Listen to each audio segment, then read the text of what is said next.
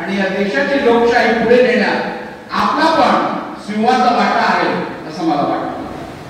बांधवांनो, आज आपण सांगितलं की कोकण तुकडा असल्यामुळे कोकणाकडे लक्ष द्यायची गरज आहे. मला सांगताना आनंद वाटतो की येणाऱ्या काळात कोकण हे महाराष्ट्राचं गेटवे असेल. कारण कोकणात जी समृद्धी महाराष्ट्राला येणाऱ्या काळात प्राप्त होणार आहे ती कदाचित उरलेल्या 5 विभागांच्या पेक्षा कितीतरी पुढे असेल याची मला खात्री आहे.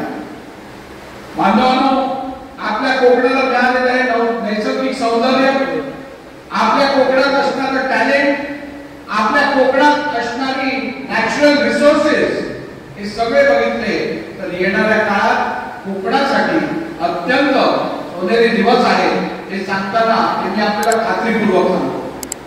आपल्याकडे टुरिझमला वाव मिळण्यासाठी आता भोपाळ एअरपोर्ट आलेला आहे.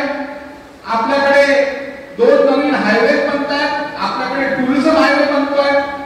आपल्याकडे नागपूर ते गोवा असा आपला कुठचा आहे तो आपला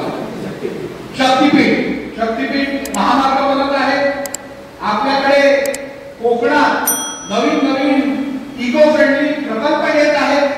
टुरिझमला बूस्ट मिळण्यासाठी आपल्या सावंतवाडीत आता पंचतारांकित हॉटेल्स असतील, नवीन प्रोजेक्ट्स असतील हे येत आहेत. आणि मला खात्री आहे येणाऱ्या काळात कोकणातून मुंबईला गेलेला कोकणी माणूस आता मुंबईतून परत कोकणात येण्याशिवाय राहणार नाही. कारण कोकणात आता अशा संधी आपल्याला उपलब्ध होईल त्या कदाचित मुंबईतही उपलब्ध होणार नाही. पिढ्या नोकरीसाठी असेल, व्यवसायासाठी असेल तर कोकणापासून ते थेट रायगडपर्यंत प्रत्येक घरातील कोणती ना कोणती व्यक्ती ही मुंबईला जाऊन बसली आहे.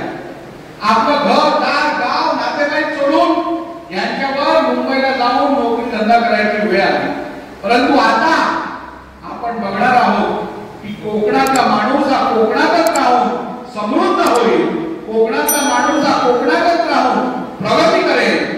आणि आपल्याला सांगितल्याप्रमाणे कोकणी माणूस जिथे तिथे विखरलेला असेल तो परत आता कोकणात येऊ. या